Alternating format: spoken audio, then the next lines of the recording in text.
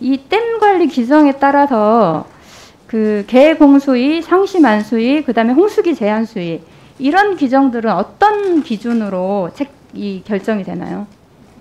그거는 뭐 오래된 기준이고요. 그건 댐별로 다 다릅니다. 아니 댐별로 다른지 아는데 예. 그걸 기준을 설정할 때 어떤 기준을 가지고 설정을 하는 거죠? 그래서 그 댐 설계할 때 적용하는 것이기 때문에 그래서 일괄적으로 뭐 어떤 기준인지를 답하기 쉽지 않을 것 같은데요. 네. 예, 지금 이제 이 표를 보시면 총 조수량이 섬진강댐하고 주암댐하고 비슷합니다. 근데 홍수 조절량이 2배나 차이가 납니다. 그리고 또 총 조수량이 엇비슷한 용담댐이나 합참댐의 경우도 이제 홍수 조절량이 1.7배나 차이가 납니다.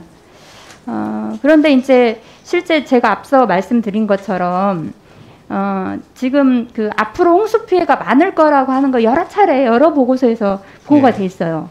그러면 이번에 19년도에 댐 관리 규정을 바꿀 때 이런 것들을 좀 반영을 해서 이후에 홍수가 자주 일어날 거니 그렇게 된다고 하면 이 홍수 조절 수위를 조정하는 것들이 좀 필요하지 않았을까 싶은데 이제 이번에 그 섬진강댐이나 그의 나머지 댐도 마찬가지지만 4대강 수자원공사에서는 우리는 계획 수위를 지켰다라고 이야기를 해요. 근데 그거 자체가 요즘 기후위기나 또는 환경을 충분히 반영하지 못해서 생긴 문제이다. 그래서 그게 면제부가 아니라 최근에 수립한 댐 관리 규정에 왜 이런 기후변화에 따른 것들을 반영하지 못했냐. 왜 반영이 안 된 건가요? 잠깐만요. 장관님. 제가 처음에 읽어드린 연간 집중호우도 지금 80년대, 90년대, 2011년 이렇게 비교를 한 거예요.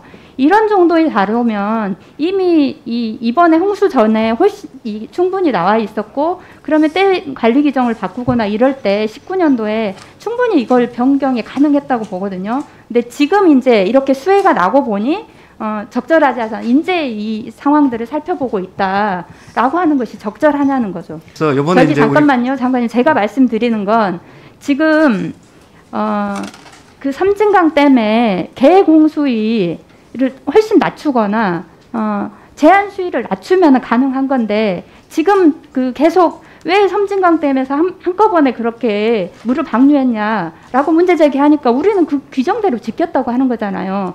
근데 그 규정 자체가 현재 시대에 반영하지 않아서 생긴 문제 아닌가라는 거죠. 제가 말씀드리는 걸 못 알아먹는 것 같은데 댐 설비 비준을 바꾸라는 게 아니라 홍수위 조절이나 이런 것들과 관련해서는 훨씬 여유를 둘 수 있을 텐데 그런 것들을 아예 조절하지 않고서 이번에 홍수가 터진 거 가지고 그 수위대로 조정했다라고 하면 끝이는 거잖아요. 지금 상태로 보면. 그러니까 그런 것에 대해서 왜 미리 방비하지 않았냐는 문제. 지금 5대강 가운데 권역별 영강수량이 가장 많은 곳이 섬진강입니다. 네. 그런데 그 뒤에 PT를 봐주시면 그런데 이제 하천 유지 수량은 가장 적습니다. 섬진강이. 그러다 보니 이제 섬진강 유역에 사는 시민들의 입장에서는 평소에는 이 유지 용수량이 너무 작아서 굉장히 불만이 많은데 이렇게 이 홍수기가 되면 엄청난 방류로 인해서 피해를 보고 있고 그런 것들이 유독 이 지역에 사는 시민들이 이 수공에 대해서 문제 제기를 하고 환경부에 문제 제기를 하는 이유이기도 합니다. 그래서 이것에 대해서는 충분히 뭐 필요한 배상이나 이런 것들을 해야 된다고 생각하고요. 그리고 적절한 유지 유량을 어떻게 할 것인지 이 방안도 적극적으로 좀 찾아주셨으면 좋겠습니다. 예.